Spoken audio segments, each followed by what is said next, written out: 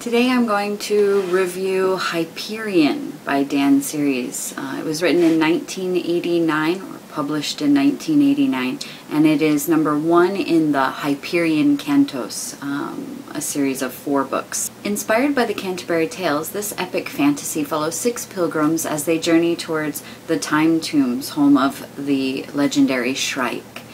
Separated into 6 short stories set within the main frame of the narrative, this novel has a little bit of everything, honestly. I don't think I can do this book enough justice, so I will preface all of this by saying that I absolutely recommend this book to anyone who loves fantasy, science fiction, the classics, hard-boiled noir, the romantics, philosophical musings, horror, religious founderings, hedonism, and the list goes on.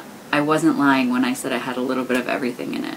This book was so smart that it hurt, but in a good way. So many literary and philosophical references were made throughout the novel, and some of them I knew, some of them I didn't know, some of them I wanted to know, so I ended up, looking them up later. The language was incredibly beautiful, and the plot was so well connected, especially considering how many pieces there are to put together.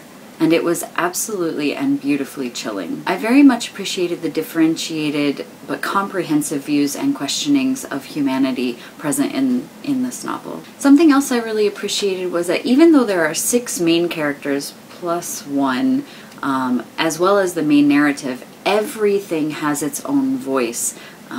No 2 of the characters sound the same, which is skillful, to say the least. I'm going to give you a fair warning for complaints about a cliffhanger ending, but since the other 3 books in the series are just as amazing, I think it's no loss, really. Honestly, it felt like it ended well enough for a standalone if you look at it more as like a philosophical meandering, and I just finished a reread of this book. I actually read it originally 5 or 6 years ago, I think. So anyways, I just finished reading it, and I don't feel like I absolutely have to move on to the second book. And I recall feeling the same way after the first one, so after the first read through. So I don't feel like the cliffhanger feeling was much of an issue for me, though I was definitely looking forward to the next in the series. So anyway, my final say is that you should absolutely read this. It is one of the best semi-short epic fantasy series out there, and it is chilling, and it is haunting, and it is beautiful, and it is sometimes difficult to follow.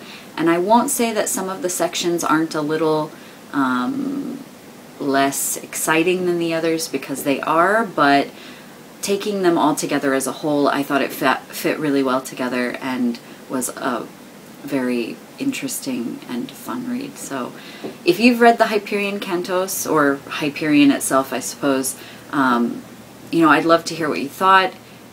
I was a bit daunted going into trying to review this, and I still don't think this is, a good review, because there's just too much to say, and I don't know how to put it, but yes, it's wonderful, and I'd like to hear what you thought.